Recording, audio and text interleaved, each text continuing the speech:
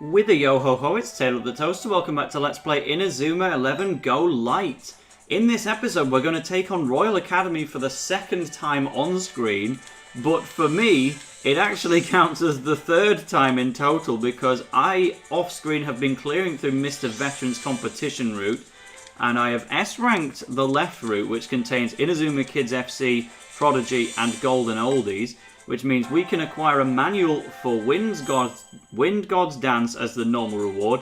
I won't be using it because Eugene Peabody already learned it by level up, but the reward for S ranking every match in there is the goalkeeper move, God Hand. And considering Sam only has Combustion Catch still, after all this time, maybe it would be useful doing something like that.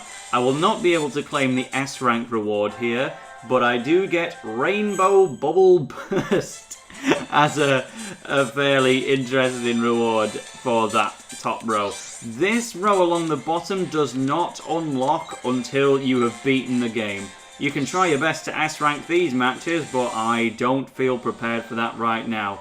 However, I am prepared enough to take on Royal Academy. See you there.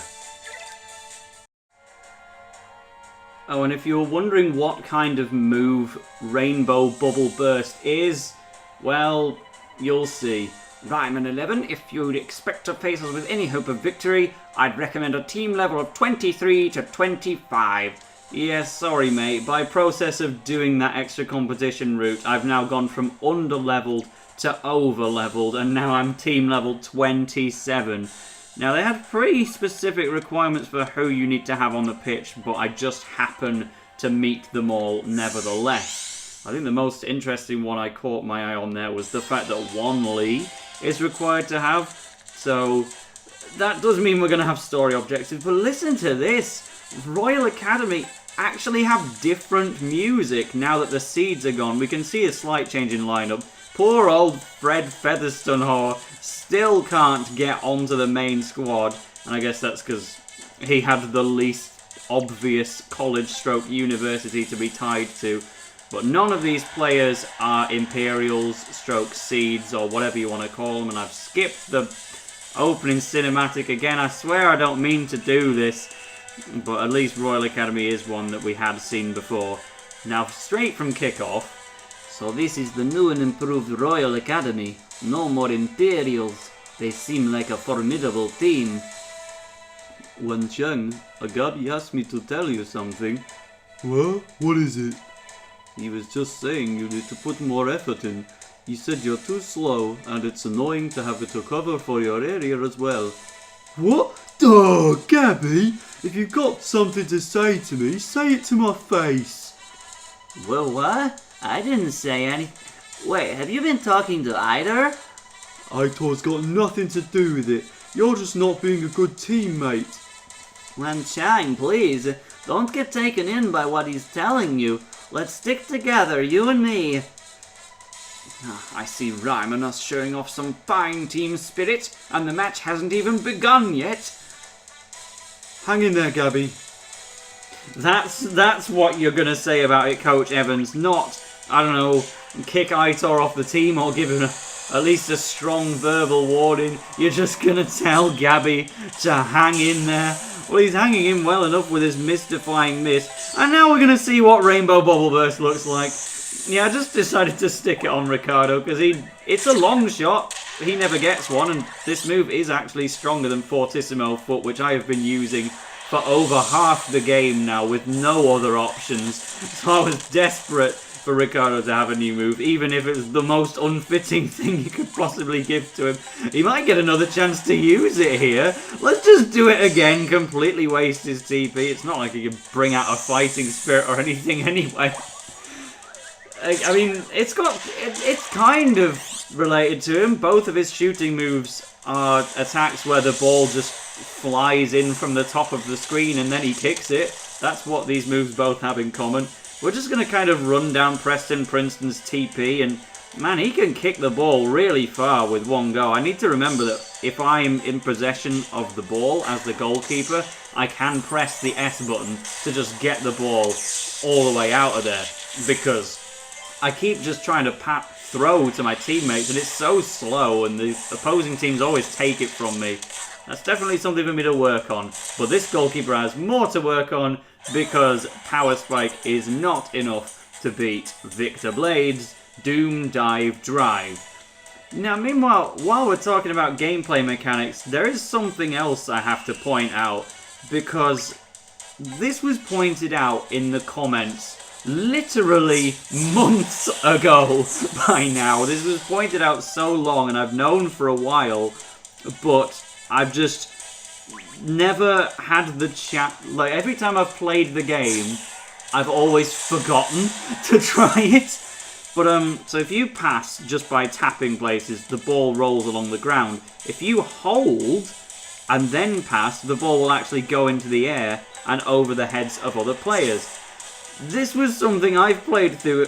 Like, this is my 4th playthrough of an Inazuma 11 Go game, and I did not know this at all until my commenters pointed out. So that's what I have commenters for, and I'm very grateful for that, and I will certainly keep that in mind.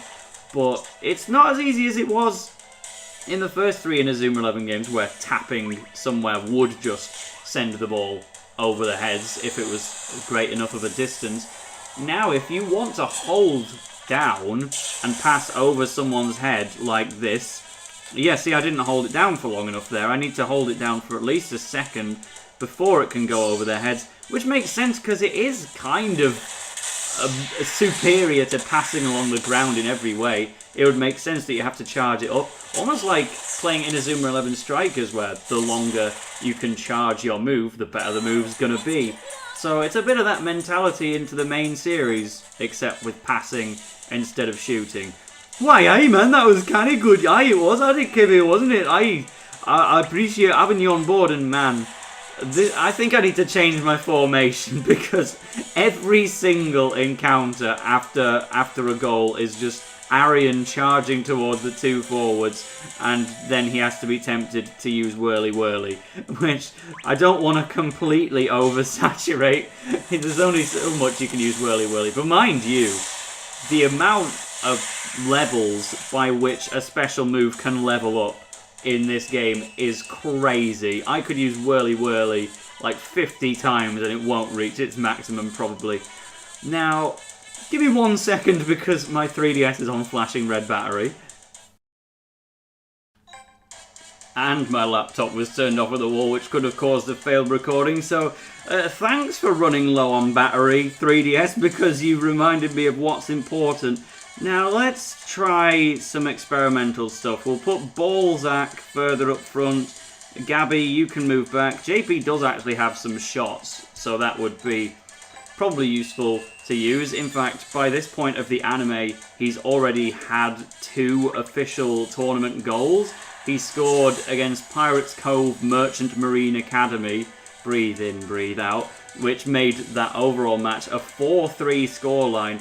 And then he also gets the only goal of the match against the Golden Oldies. But I still don't really feel too good about it. JP is meant to be a defender. I'd rather he just stuck to that position. But that's the second mission, well, the first mission objective, actually. Their defense is a shambles. Team, initiate strategy Delta 3. Roger that.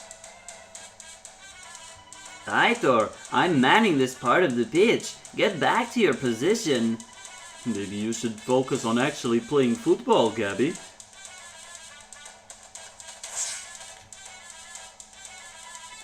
He got past me. So our defense is our big weakness. We can be sure that's exactly where Lunar Sea will try to get us. Trust Jude to notice that straight away. Well, that really sets an ominous tone, and indeed, I did say several parts ago, you never get a defensive fighting spirit, so this will always be the truth, but let's at least try and make it a bit better than it is right now. Ricardo is just 5 TP short of being able to use Fortissimo Foot, so we get some classic actual football here. Before maybe Kaiser can use Sidewinder for the first time in the LP. No, of course he can't. Of course I wasn't going to get that opportunity. Yeah, so I don't know what's happened to David Sanford. He is still supposed to be this team's trainer, but he's just kind of not showed up. Maybe it's his day off or something, but he just didn't feel up to it. We've still got Coach Sharp. Well, Jude Sharp, the coach of Royal. Let's just use Doom Sword Slash for the sake of going back in time a bit. I've already used his other move. Jude Sharp, I still like his personality. He works much better as a member of Royal staff than he does, or as a Royal player, than he does as part of Raimon. That's always been my opinion, but he's still wearing those big old green goggles. I have to point this out every time because Jude Sharp's appearance was one of the hardest things to take seriously about the original trilogy. I don't know how they managed to make it considerably worse, but they really, really did. Anyway, we're just on my side of the pitch. I was going to try and use a special tactic, Thunderbolt. Can't afford a shooting move with Ricardo, but at least, hey presto, is still doable. But I suppose this is a chance to talk about Royal Academy themselves, now that they've done away with Rex Remington and all the other seeds. That's offside. And yeah, there's not anyone particularly memorable about them, which is a pity because, like I said in the real episode, Royal Academy is a staple of the Inazuma 11 series, and then they just somewhat fall by the wayside in this one, but it's also not really their fault because they do enough with this team. You play them twice in the game. They're an important story point, and they even appear in a later game, you know, the one that I'll never be able to cover on this channel unless Nintendo of Europe pulls through with a sudden release. Thanks, Go Galaxy. But there's Sidewinder anyway, and it's going to get Kaiser's first goal of the whole series. I do want to give Kaiser some credit because, genuinely, his kick stat is really, really high, second only to Victor, and considerably higher than anyone else that has shooting moves, like Arian and Ricardo. His kick's very good. It just... He doesn't get too many decent moves for a while. He will eventually get a good move.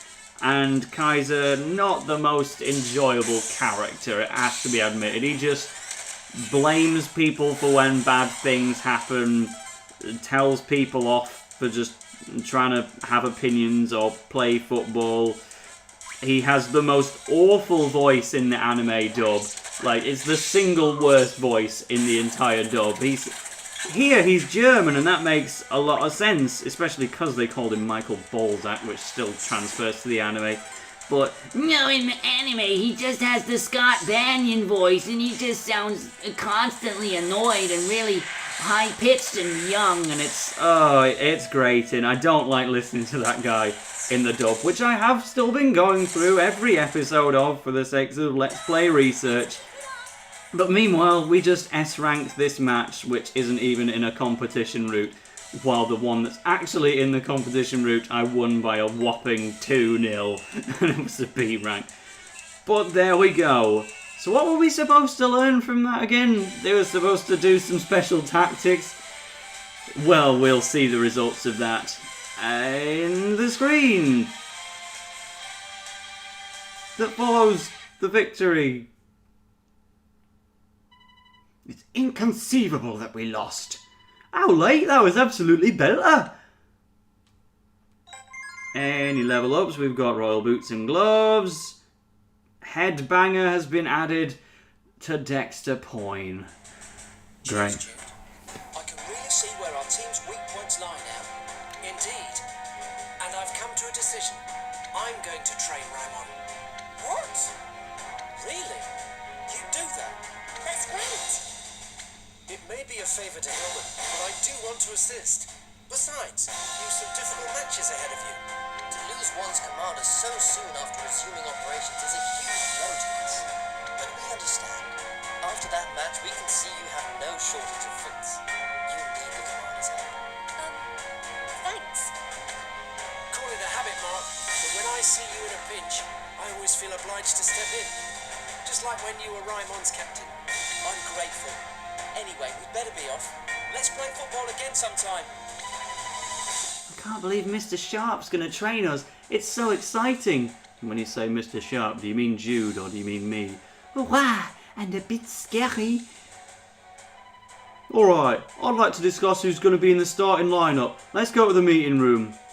It's Hugh, Shun, and nobody else. That's it, that's the team. Good luck. Right now, your biggest problem is Garcia and Cazador. You should keep an eye on them. Oh no, we need them to be a solid defence, but they're not working well together at all. So when we get to the lineup, are we going to risk it? Now notice down here we actually have a new Pal Pack Society. This is the one that lets you recruit Draken, Yale, and all of the other heavily requested people. At least I've got one of the 4 criterias, but the amount of trouble you have to go through to get that guy is just hours and hours of pain.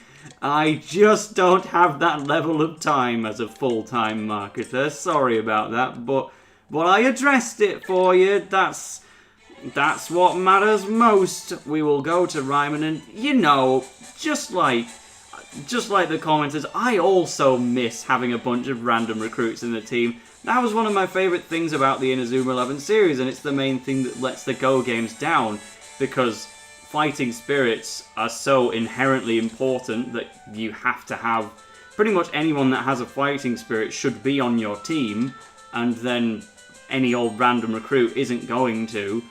And they're also really, really hard to get. But I might be able to slip someone in at some point.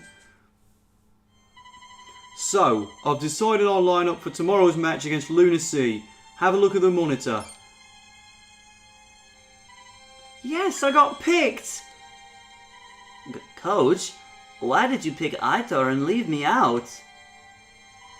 Your technique's been getting a bit erratic. It's throwing off the team's coordination. No tienes ni idea. Aitor's the one who's been playing erratically. And for all we know, he could be an Imperial. What makes you say that? He's a liar. He's trying to destroy our team from the inside by telling lies. Gabby, before you go jumping to conclusions, just stand back and really look at him. What? Why?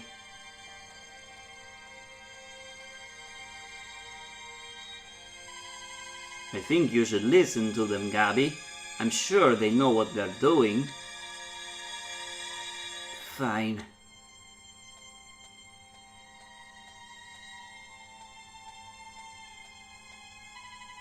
Aitor, I don't trust you. If I see you do anything the slightest bit suspicious, I'm going to tell the coach. It's a free country. Do what you like.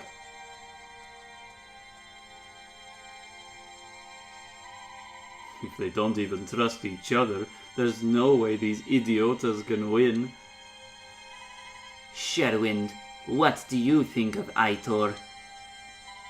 What about him? Forget I said anything. We don't have much time left till the match, so let's focus on our training. Okay,